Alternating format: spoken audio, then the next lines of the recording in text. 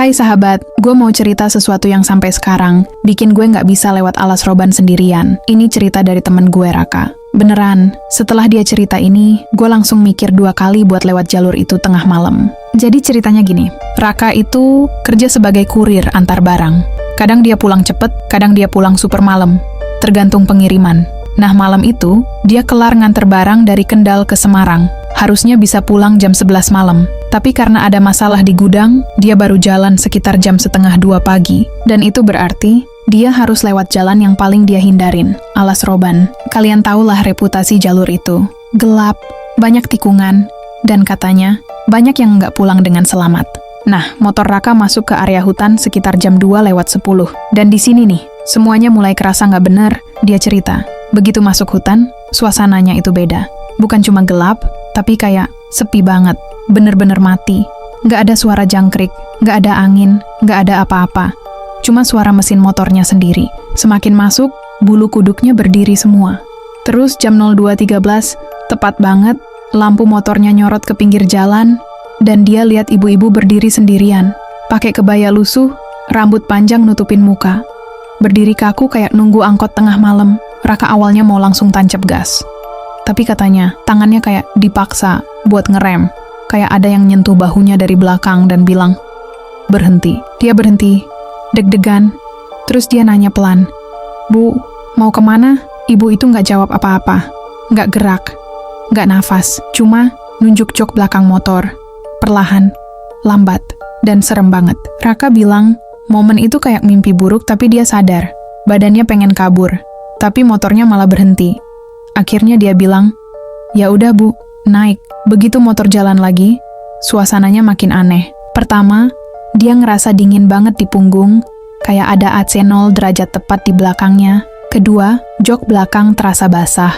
Awalnya cuma dikit, lama-lama makin banyak, kayak ada air menetes. Tapi pas Raka megang jaketnya, nggak ada air sama sekali. Yang basah cuma jok belakang, tempat ibu itu duduk. Karena penasaran dia cek spion, dan langsung jantungnya jatuh ke perut. Ibu itu duduk tegak, tapi nggak punya kaki. Bagian bawah tubuhnya hilang. Badannya ngambang kayak asap hitam yang ngegantung. Rambutnya bergerak sendiri, kayak ditiup angin dari dalam tubuh. Raka panik, tapi dia masih coba sopan. "Mau turun di mana, Bu?" Baru kali ini perempuan itu gerak. Dia nunduk, pelan, rambutnya kebuka dikit, dan kelihatan wajahnya. Pucat kayak mayat, kulitnya biru keabu-abuan, matanya kosong. Hitam pekat kayak bolong, dan mulutnya sobek sampai ke pipi. Terus dia ngomong, suaranya kayak dari jauh dalam tanah, "Aku nggak mau turun." Setelah itu, suasana berubah lebih parah. Suhu tiba-tiba drop, tarikan motor berasa berat, dan Raka ngerasa ada 2 tangan dingin banget yang nyekik bahu dan lehernya dari belakang. Dia udah mau nangis, tapi puncaknya bukan itu. Ketika dia lihat ke depan, lampu motornya nyorot jalan, dan dia lihat banyak banget sosok hitam berdiri di tengah jalan. Kayak bayangan manusia, tapi nggak punya wajah. Cuma siluet hitam pekat, berdiri berjajar. Semuanya ngadep ke Raka.